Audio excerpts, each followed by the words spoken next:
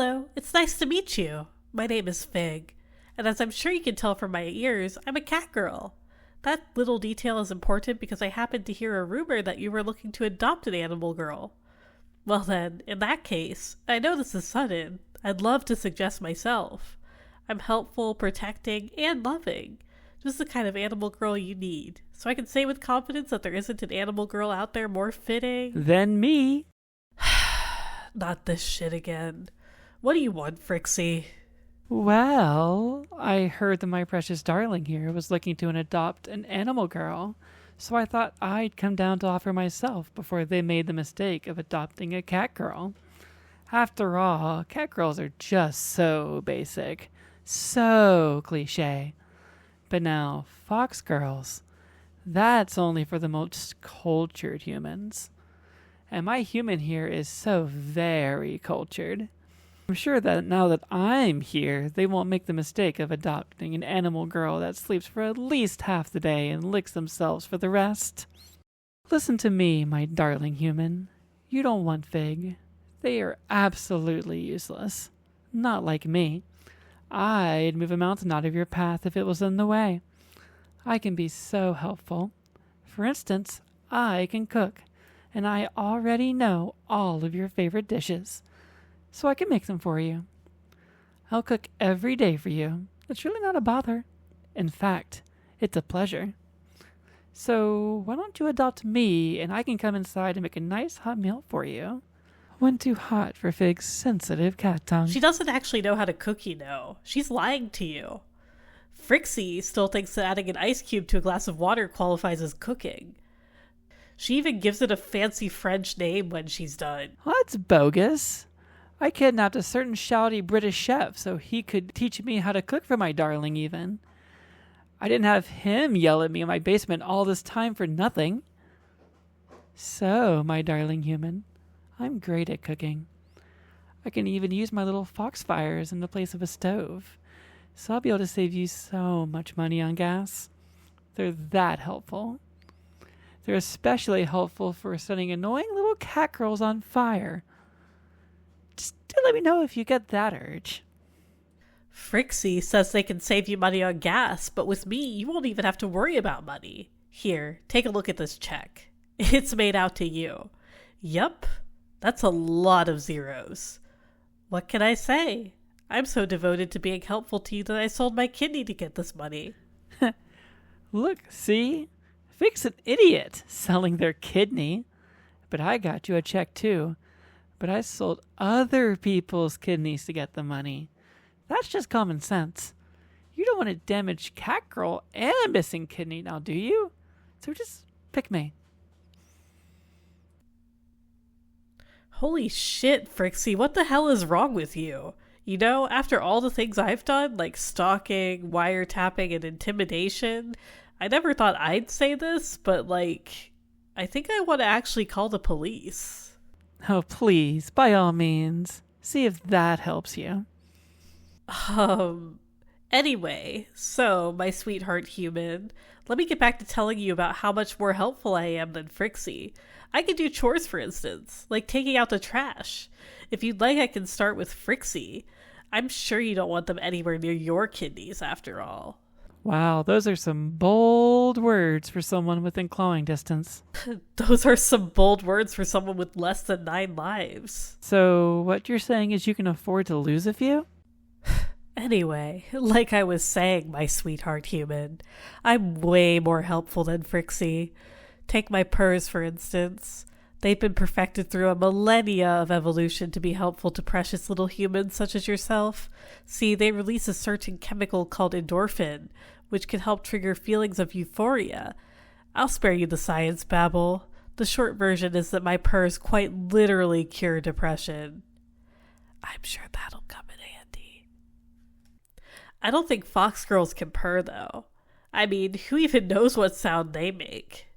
But not only are my purrs positively amazing, see what I did there?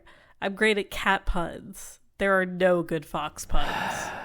Cat puns can get old fast. I'm sure you want jokes that you can actually laugh at. Like Fig. But not only are my purrs positively amazing, I'm also extremely handy. I'm particularly skilled at fixing broken windows. You see, my sweetheart human, Frixie is a home invader.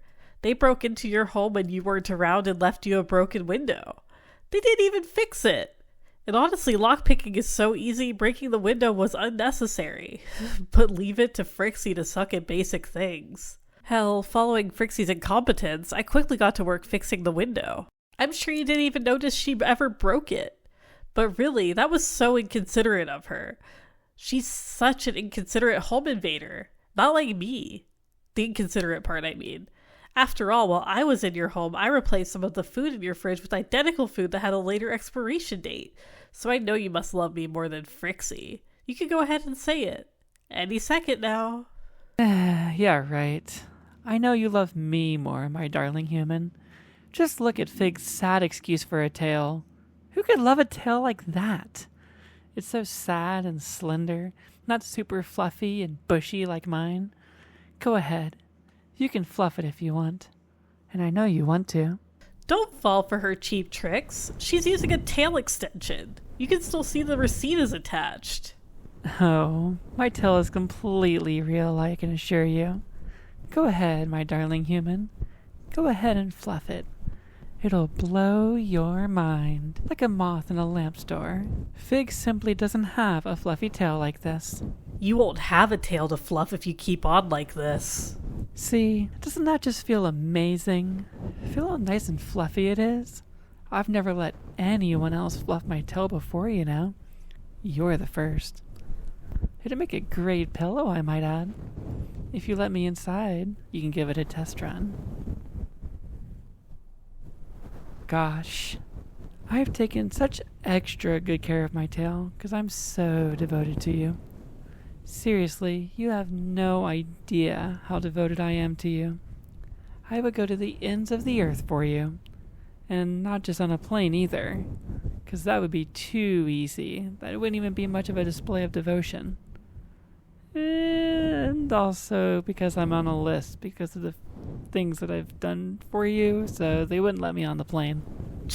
They say they're devoted, but did they steal a top secret camera from NASA so they could spy on you in 1 million K resolution? I think not.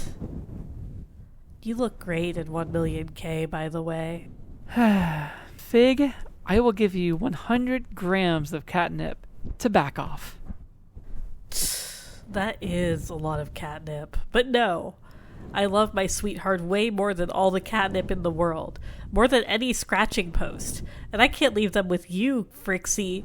You're a thief. You're the reason their socks always go missing.